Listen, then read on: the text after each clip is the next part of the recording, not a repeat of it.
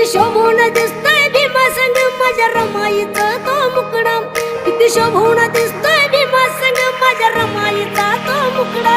असं सोन्यानं मडवून घडवून दिलं ते घरदार